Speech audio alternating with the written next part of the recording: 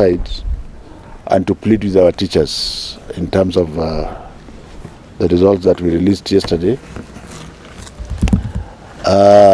If you believe in God, then you take what God has given you and then play your part. And the part of the parents is having known that the economy has been extremely difficult, please do your best.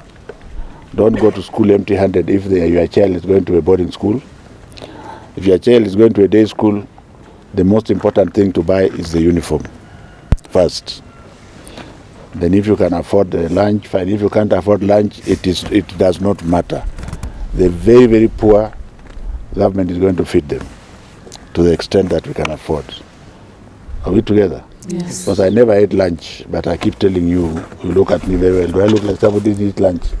No, so it can be done, and we passed well. Don't send children away because they have no uniform. I'm going to urge high school principals in the yesteryears, if you found, and I think some of them are doing it like in Dimuli here, if you find children who are a bit on the lower side with regard to ability, they regimented themselves and bought uniforms for them. Yeah. I think let me encourage people to do so. In terms of school fees for boarding schools, parents, please try and make sure that you don't send your child to school without any money. If you have not got enough money, accompany the child and go and explain to the principal. Because my directive to them is that every child must be admitted. Yes. They have lost a lot of time, and we are still normalizing. We haven't normalized. We shall normalize when we have done the exam in December. Okay. But you know, being Kenyans, we think we have normalized. Now you can just we are normalizing. So we still need to pamper everybody. We pamper ourselves until we reach December.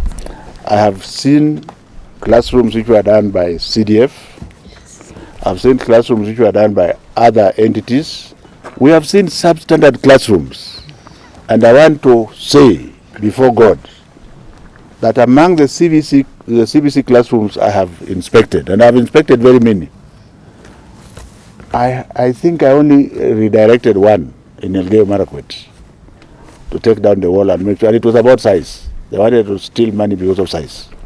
But the standards are acceptable. In fact, most of them are better than the regional schools' classrooms.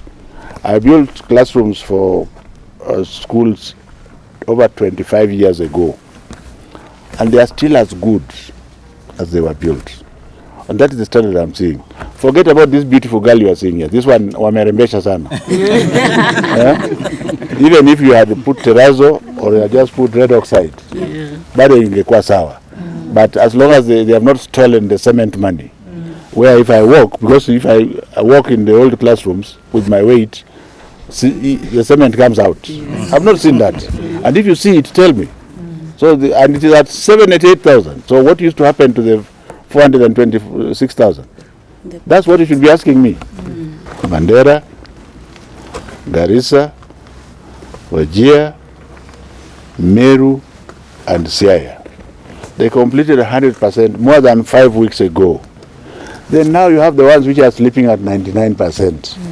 You have Nandi, and there are many others at 99%. You have Nyamira, you have Kisii.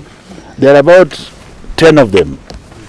I don't know why they are refusing to complete. In fact, as a surgeon, I don't understand why. Because once you identify the problem, you go and camp there. And that's why I'm here in Masaku. Masaku, I've been assured, but you will see me here again. Do you understand? So globally, we are at over 90% now. But why Machako should be below that, I cannot understand. We have a slight problem in Lamu, which we all understand why. But we are going to deal with it because they needed just a few classrooms, and it's an isolated situation. Otherwise, the majority of the latecomers are between 70 and 85, and you belong there. Do you think it should belong there? No. Masaku of all the places. Yeah. So that's it. I think it's something that we have delivered, and the important thing here is that 788,000 Kenyan shillings.